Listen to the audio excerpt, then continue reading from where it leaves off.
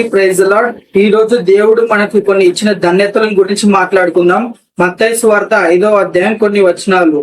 ఆయన ఆ జనసమూహములను చూచి కొండ ఎక్కి కూర్చుండగా ఆయన శిష్యులు ఆయన యుద్ధకు వచ్చిరి. అప్పుడు ఆయన నోరు తెరిచి ఇలా బోధింపసాగెను. ఆత్మ విషయమై దీనులైన వారు ధన్యులు, పరలోక రాజ్యం వారిది.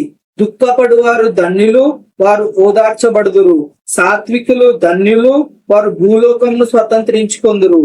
నీతి కొరకు ఆకలి దప్పులు గలవారు ధన్యులు, వారు తృప్తిపరచబడుదురు. కనికరం గలవారు ధన్యులు, వారు కనికరం పొందుదురు. హృదయ శుద్ధి గలవారు ధన్యులు, వారు దేవుని చూచెదరు. సమాధాన పరచువారు ధన్యులు, వారు దేవుని కుమారులను బడుదురు. నీతి నిమిత్తం హింసించబడు వారు ధన్యులు, పరలోక రాజ్యం వారిది. ఈ వచనాలు చూస్తే ఇన్ని ధన్యతలు దేవుడు మనకి ఇచ్చిండు. ఇవి మనం పాటించాలి.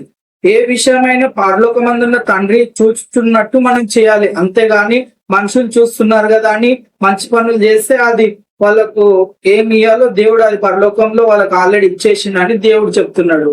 ఈ కొద్ది వాక్యాన్ని మీరు ఆదరిస్తారని వేడుకుంటూ ఆమేన్.